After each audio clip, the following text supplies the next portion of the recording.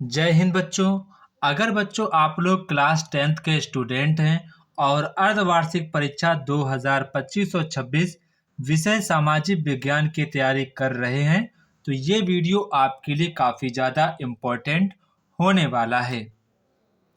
बच्चों आज हम लोग लेटेस्ट पैटर्न पर आधारित एक इम्पोर्टेंट और न्यू क्वेश्चन पेपर सामाजिक विज्ञान का देखेंगे जो कि आपकी हाफ ईयरली एग्जाम में पूछा जाएगा। बच्चों ये क्वेश्चन पेपर आपका एनसीईआरटी पैटर्न पर आधारित है जो कि आपके एग्जाम के पॉइंट ऑफ व्यू से काफ़ी ज़्यादा इम्पोर्टेंट है। बच्चों आप सभी लोगों को ये क्वेश्चन पेपर पूरा देखना चाहिए ताकि आपको ये पता चल सके कि एनसीईआरटी पैटर्न के अकॉर्डिंग आपके एग्जाम के लिए कौन कौन से चैप्टर्स और कौन कौन से इम्पोर्टेंट क्वेश्चन बन सकते हैं, क्योंकि ये क्वेश्चन पेपर आपका प्योर एनसीईआरटी पैटर्न पर आधारित है। बच्चों अगर आप लोगों ने इस क्वेश्चन पेपर की अच्छे प्रकार से प्रैक्टिस कर ली तो बच्चों मैं दावे के साथ कह सकता हूं कि आप सभी लोगों के एग्जाम में 65 प्लस मार्क्स 100% आएंगे, क्योंकि यहाँ पर मैंने सभी के सभी इम्पोर्टेंट क्वेश्चन रखे हैं। तो बच्चों आज हम लोग इस क्वेश्चन पेपर की करेंगे प्रैक्टिस और देखते हैं कि आपके एग्जाम के पॉइंट ऑफ व्यू से कौन कौन से इम्पोर्टेंट क्वेश्चन बन सकते हैं। तो बच्चों यहाँ पर आपका जो पहला क्वेश्चन है, फ्रांस की क्रांति कब हुई थी? तो फ्रांस की क्रांति आपकी हुई थी 1789 में हुई थी। वियना संधि कब हुई थी? तो वियना की संधि आपकी 1815 में हुई थी। रॉलेट एक्ट कब पारित हुआ था? तो बच्चों रॉलेट एक्ट आपका पारित हुआ 1919 में पारित हुआ था। आनंद मठ उपन्यास के लेखक कौन हैं? बंकिम चंद्र चट्टोपाध्याय जी हैं।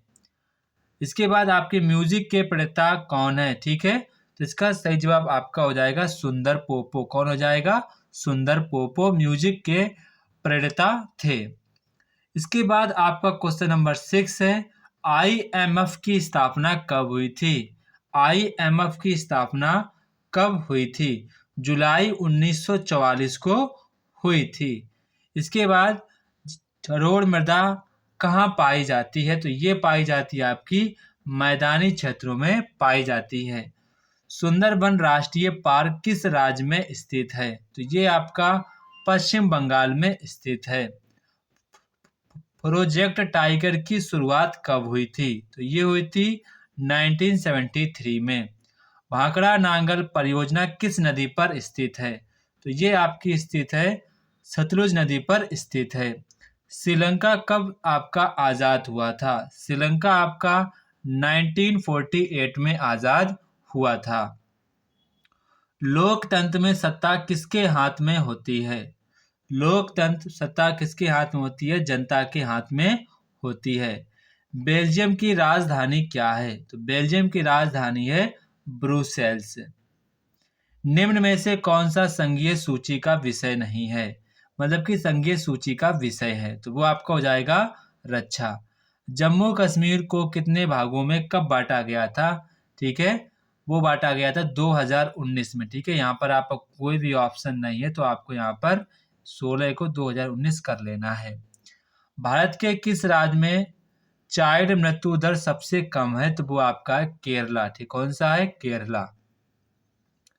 इसके बाद मानव विकास रिपोर्ट किस संस्थान द्वारा तैयार की जाती है? तो यूएनडीपी द्वारा तैयार की जाती है। ठीक है, इसके बाद मनरेगा अधिनियम कब लागू हुआ था? तो ये हुआ था 2005 में लागू हुआ था। जीडीपी का क्या अर्थ है? सकल घरेलू उत्पाद इसका फुल फॉर्म होता है। वह क्षेत्र जिस पर सरकार का स्वामित्व होता है। तो सेवाएं, उद्योग, कृषि आपका सही जवाब होगा ये सभी। इसके बाद आपका यहाँ पर खंड ख आता है जहाँ पर आप लोगों से अति लघुत्तरीय प्रश्न पूछे जाएंगे। आपका प्रत्येक क्वेश्चन यहाँ पर आपका 2 नंबर का यहाँ पर क्वेश्चन ये रहेगा। तो पहला यहाँ पर आपसे क्वेश्चन पूछ रहे हैं कि 1789 में फ्रांस की क्रांति के आपको 2 परिणाम बताने हैं। सविनय अवज्ञा आंदोलन कब शुरू हुआ था? ये आपको यहाँ पर बताना है। संसाधन का क्या अर्थ है? सत्ता की साझेदारी से आप क्या समझते हैं? संगठित और असंगठित क्षेत्र में आपको अर्थ को स्पष्ट करना है। बच्चों ये क्वेश्चन सभी के सभी काफ़ी ज़्यादा इम्पोर्टेंट हैं आपके एग्ज़ाम के पॉइंट ऑफ व्यू से। इसके बाद बच्चों यहाँ पर आप लोगों से लघुत्तरीय प्रश्न पूछे जाएंगे। प्रत्येक क्वेश्चन आपका 4 नंबर का रहेगा।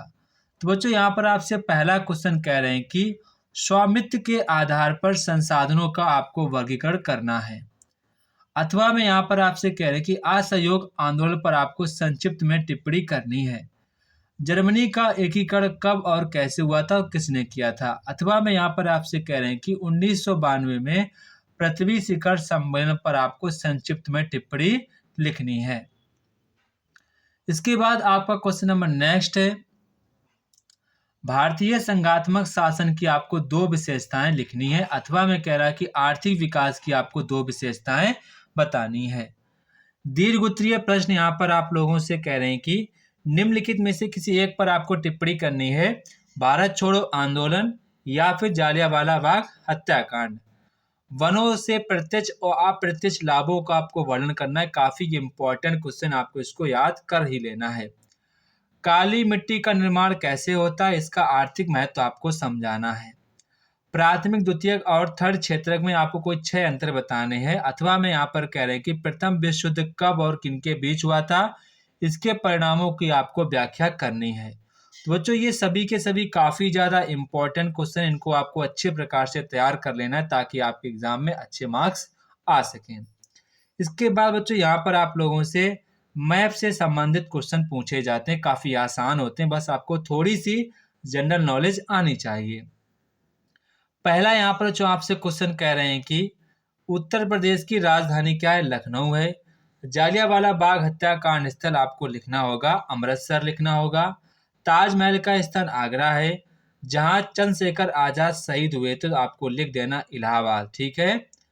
दिसंबर 1920 में कांग्रेस का अधिवेशन कहाँ पर हुआ था, वो हुआ था नागपुर में। कहाँ पर हुआ था, नागपुर यानी कि महाराष्ट्र में हुआ था।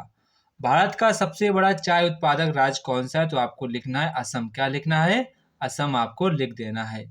कपास उत्पादक 2 राज्य के नाम लिखने, तो आप लिख देंगे महाराष्ट्र और गुजरात। महाराष्ट्र और गुजरात।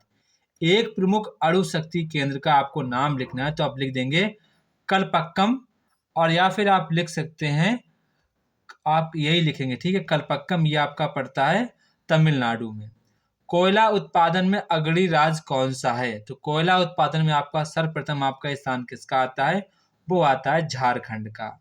भारत का पहला रबर उत्पादक राज्य कौन सा है, तो वो आपका हो जाएगा केरला। तो बच्चों ये था हमारे सोशल एसएसटी का एक इम्पॉर्टेंट क्वेश्चन पेपर, जो कि आपके एग्जाम के लिए काफ़ी ज़्यादा इम्पोर्टेंट है क्लास 10th के स्टूडेंट के लिए। जय हिंद बच्चों, फिर मिलते अपने नेक्स्ट वीडियो में। तब तक कि आप सभी बच्चों को जय हिंद।